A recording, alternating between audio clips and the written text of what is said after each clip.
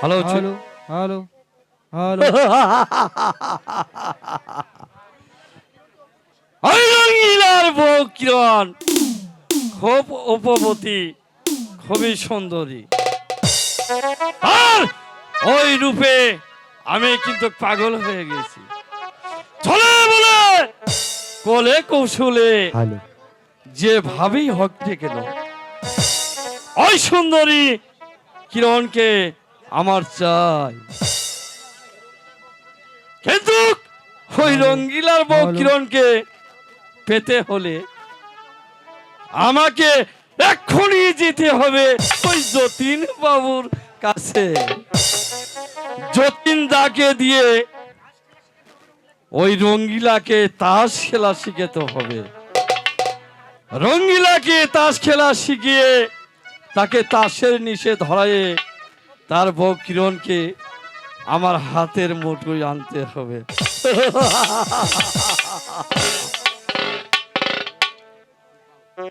যতীন বাবু বাড়িতে আছো গো? আরে ও যতীন বাবু। আরে কি মনে হচ্ছে বাবু এসেছে। যতীন বাবু নমস্কার বাবু, নমস্কার নমস্কার। তো হঠাৎ করে বাবু আপনি আমার বাড়িতে কেন? আমি যে আসলাম বাবু, তোমাকে আমার হয়ে একটি কাজ করে দিতে হবে। আমাকে আপনার হয়ে কাজ করে দিতে হবে? এমন কোনো কাজ নয়। এমন কি কাজ বাবু? কাজটি হলো ওই রঙ্গিলাকে তোমাকে তাস খেলা শিখাতে হবে। বাবু হ্যাঁ, এ তো আমার কাছে সামান্য ব্যাপার। ওই বেটা রঙ্গিলাকে আমি এমন তাস খেলা শিখাবো। তবে আমার একটি কথা বাবু। এই কথা বলো। আমার হাতে তো তেমন টাকা পয়সা নেই।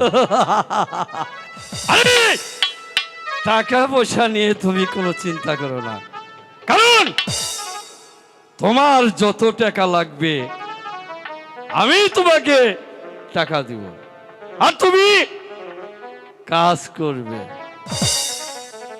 আপনি যদি আমাকে টাকা দেন তাহলে ওই সজলপুর গ্রামের একটা রঙ্গিলাকে নয়, আমি ওর মতো 10-10টা রঙ্গিলাকে তাস খেলা শিখাবো।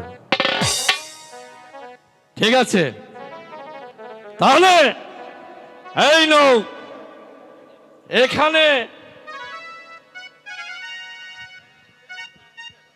এখানে কিছু টাকা আছে, আর কাজের শেষে বাকি টাকা তোমাকে দিয়ে দেব। অবশ্যই বাবু, অবশ্যই। ঠিক আছে, তাহলে কথাটা যেন মনে থাকে। অবশ্যই বাবু। তাহলে আমি এখন আসি। নমস্কার বাবু, নমস্কার নমস্কার। নমস্কার।